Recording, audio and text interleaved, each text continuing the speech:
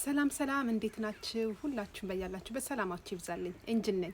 ይህ ህይወት በውጭ ሀገር የሚል የዩቲዩብ ቻናሌ ነው። በዚህ ቻናሌ ላይ እንግዲህ የተለያዩ የውጭ ሀገር ህይወቶችን እያነሳን ስለ ቪዛ ፕሮሰሶች፣ ወደ ውጭ ሀገር እንዴት በህጋዊ መንገዶች ለትምህርትም ሆነ ለስራ የሚለውን እንግዲህ እያነሳን ያው የምንወያይበት ነው ማለት ነው።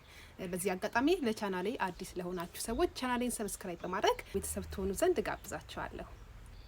ዛሬ እንግዲህ ምንድነው ይዤላችሁ የመጣሁት በብዙዎቻችሁ ጥያቄዎች መሰረት ወደ ውጭ ሀገር እንዴት መውጣት እንችላለን የሚል ነው። ያው እንግዲህ በዚህ ርዕስ ላይ ሌላ ቪዲዮዎች በጣም ብዙ የሰሯቸው አሉ። ሁሌም እንግዲህ በተለይ ቲክቶክ ላይ ላይፍ በምገባበት ሰዓት ያው ለብዙዎቻችሁ እናገራለሁኝ፣ ግን ያው ሁላችሁም ያው አይደርሳችሁም ማለት ነው እና ያው በዚህ በቃ ቪዲዮ ስለሌለን ብላችሁ ስላላችሁ እንግዲህ በዚህ ርዕስ ላይ ያው ይሄን የዛሬ ቪዲዮ ይዤላችሁ መጥቻለሁኝ ማለት ነው።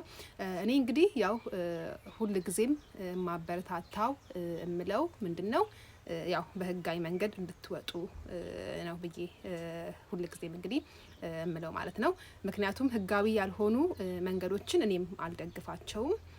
አንደኛ ለእናንተም ሴቭ አይደለም፣ ሁለተኛ ለሚመጡበትም ሀገር ሴቭ አይደለም።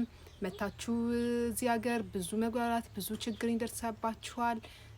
ስለዚህ እንግዲህ ህጋዊ ያልሆኑ መንገዶችን ሪስክም በህይወት ላይ ስላለው አልደግፍም ማለት ነው። ስለዚህ እኔ የምነግራችሁ በህጋዊ መንገድ የምትመጡበትን ነገር ነው ማለት ነው። እንግዲህ እስከ ቪዲዮ መጨረሻ ድረስ አብራችሁኝ ቆዩ። ኤንጅል ነኝ። ይህ ህይወት በውጭ ሀገር የሚል የዩቲዩብ ቻናሌ ነው። በዚህ ቻናሌ ላይ በውጭ ሀገር ህይወት ላይ እና ወደ ውጭ ሀገር ለመውጣት ለምትፈልጉ የተለያዩ ጉዳዮችን በማንሳት የምንወያይበትና የምንማማርበት ነው። እናንተም ቻናሌን ሰብስክራይብ በማድረግ ቤተሰብ ሁኑ። እንግዲህ እነዚህ ህጋዊ መንገዶች የምንላቸው ምን ናቸው? አንደኛ ያው በትምህርት ስንመጣ ማለት ነው። በትምህርት መምጣት ያው ህጋዊ ነው፣ ያው በጣም ጥሩ ነው ማለት ነው። ሁለተኛው ደግሞ ምንድነው? በስራ ስንመጣ፣ በስራም እንግዲህ በጣም ተመራጭና በጣም ጥሩ ነገር ነው። ሶስተኛው ደግሞ ምንድነው? በጋብቻ ስንመጣ፣ በጋብቻም እንግዲህ ያው ቤተሰብ ባል ሚስት ያላችሁ ያው በጋብቻ ስትመጡ ይሄም ህጋዊ ነው፣ በጣም ጥሩ ነው ማለት ነው።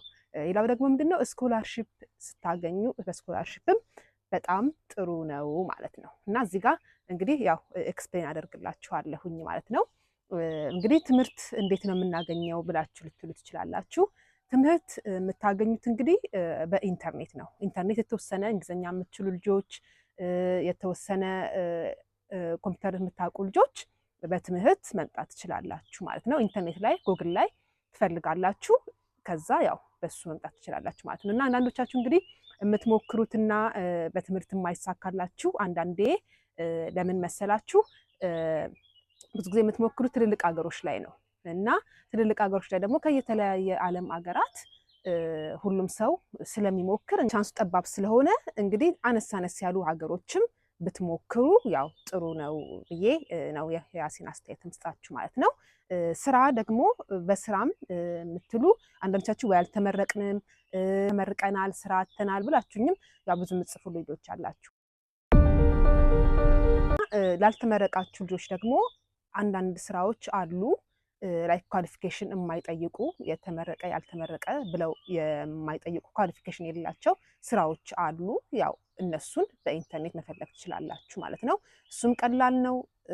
ኢንተርኔት ላይ ገብታችሁ ያው ቼክ ማድረግ ነው። እንዳልኳችሁ ትልልቅ ሀገሮች ላይ ብቻ ቼክ አታድርጉ፣ አነስ ያሉ ሀገሮች ላይ ቼክ አድርጉ። ምክንያቱም ትልልቅ ሀገሮች አንድ የተመረቀ ሰው ነው የሚፈልጉት።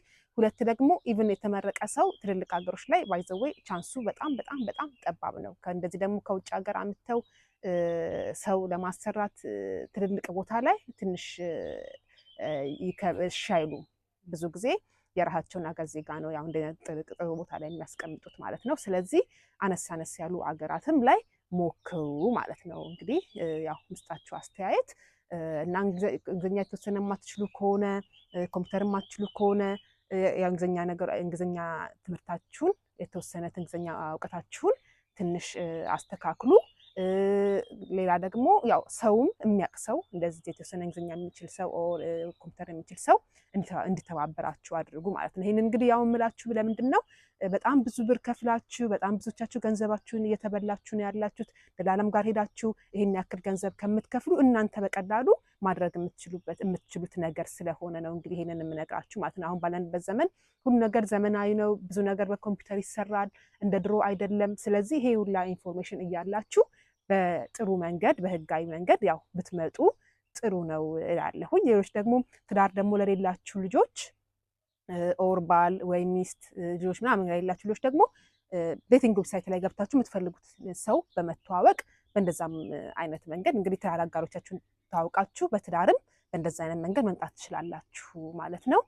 እንግዲህ እስካሁን ስለተከታተላችን ከልብ አመሰግናለሁኝ። አካውንቴ አዲስ ነው። ፕሊዝ ሰብስክራይብ በማድረግ እንግዲህ ተባበሩኝ። ቪዲዮዎችንም እያያያችሁ የወደዳችሁ የተጠቀማችሁ ደስ ያላችሁ ልጆች ያው ላይክ እያደረጋችሁ ቪዲዮዎችንም አሳልፉላለሁኝ። ሌላ ደግሞ ምንድነው ሌላ ጥያቄዎች ካሏችሁ እንደዚህ አንዳንድ ነገር መጠየቅ የምትፈልጉት ያው እንደዚሁ የእናንተንም ቪዲዮዎች ጠይቁኝ። እኔም የእናንተን ቪዲዮዎች እንደዚህ እየሰራሁኝ ይዤላችሁ ቀርባለሁኝ ማለት ነው። ስለከታተላችሁኝ እስካሁን ድረስ ከልብ አመሰግናለሁኝ። ሁላችሁም በያላችሁበት ሰላም ሁኑልኝ። ቻው ባይ ባይ።